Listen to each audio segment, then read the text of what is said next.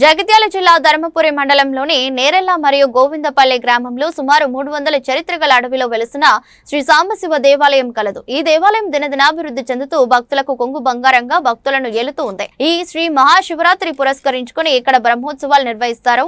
చుట్టుపక్కల గ్రామాల భక్తులు స్వామివారిని దర్శించుకుంటారు.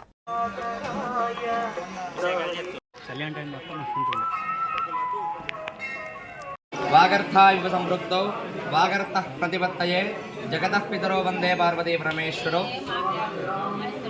నేరెళ్ళ మరియు గోవిందపల్లి గ్రామంలో అడవిలో వెలిసినటువంటి శ్రీ సాంబశివ స్వామి దేవాలయం దినదినాభివృద్ధి చెందుతూ భక్తుల కంగు బంగారంగా మార్చుకునే భగవంతుడ ఏలుతూ అంగరంగ వైభవంగా మహాశివరాత్రి బ్రహ్మోత్సవాలు నిన్నటితో ప్రారంభమయ్యాయి.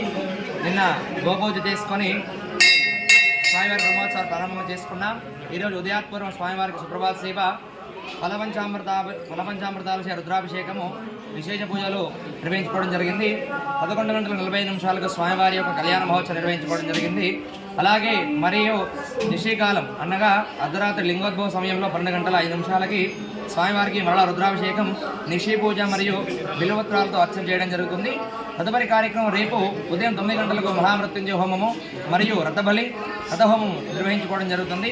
అంగరంగ వైభవంగా ఈ యొక్క కార్యక్రమము రథోత్సవం అంగరంగ వైభవంగా జరుగుతుంది. అలాగే చుట్టుపక్కల 10 గ్రామాల నుండి కూడా రేపు అధిక సంఖ్యలో భక్తులు అన్నదాన కార్యక్రమం పాల్పంచుకొని స్వామివారి యొక్క తీర్థప్రసాదాలు స్వీకరించి పునీతులవుతారు. కనుక ఈ యొక్క అవకాశాన్ని భక్తులందరూ సద్వినియోగం చేసుకుని స్వామివారి కృపకు పాత్రలు కాగలని మనవి. దేవాలయం నేరుల గోవిందపల్లి అడవిలో వెలిసినటువంటిది. సుమారు ఈ దేవాలయం చరిత్ర తీసుకుంటే 300 సంవత్సరాల పైచిలికి నుండే ఈ దేవాలయం చిన్న నిర్మాణంలో ఉన్నదని పూర్వీకులు మన పెద్దలు చెప్పేవారు. అప్పటి నుండి భక్తి చాటుకుంటూ స్వయంభులింగం స్వయమైన వెలిసినటువంటి శ్రీ సదా సాంబశివుడు గారు ఈ అడవిలో నిజంగా వెలవడం, భక్తిని చాటుకుంటే భక్తులు ఒకసారి దేవుని సందర్శించుకున్నారంటే అది ఆ భక్తి రూపంలో వారే మరొకసారి వచ్చే విధంగా ఈ దేవుని యొక్క భక్తి ఉంటుంది.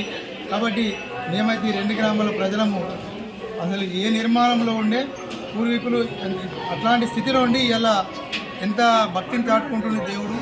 ఇలా మనం ఇక్కడ ఆలయ ప్రాంగణం చూసినట్టుంటే ఆ కోనేరు కానీ, గుడి పునర్నిర్మాణం కానీ, చుట్టుపక్కల పరిసర ప్రాంతం కానీ అడవిలో వెలిసినటువంటి మీకు కనబడుతుంది.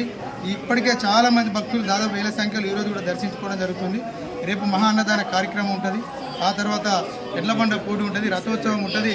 కాబట్టి మేమైతే కోరుకుంటున్నాం, మా నేరెళ్ళ అని మేము చెప్పు మా సదా సాంబశివుడు గారు చుట్టుపక్కల పరిసర గ్రామాల నుంచి వేలాదిగా తరలి భక్తులు రావడం నిజంగా వారి యొక్క భక్తిని దేవుడు వాళ్ళకి ప్రసాద రూపంలో వారికి మంచి చేయాలని చేస్తుండని, మరి వచ్చే భవిష్యత్తులో కూడా ఇంకా మంచి దీన్ని రూపాంతరం చెంది భక్తిభావం చాటి అందరికి భక్తులకు వరాలు అందించాలని కూడా మేము సందర్భం కోరుకుంటున్నాం.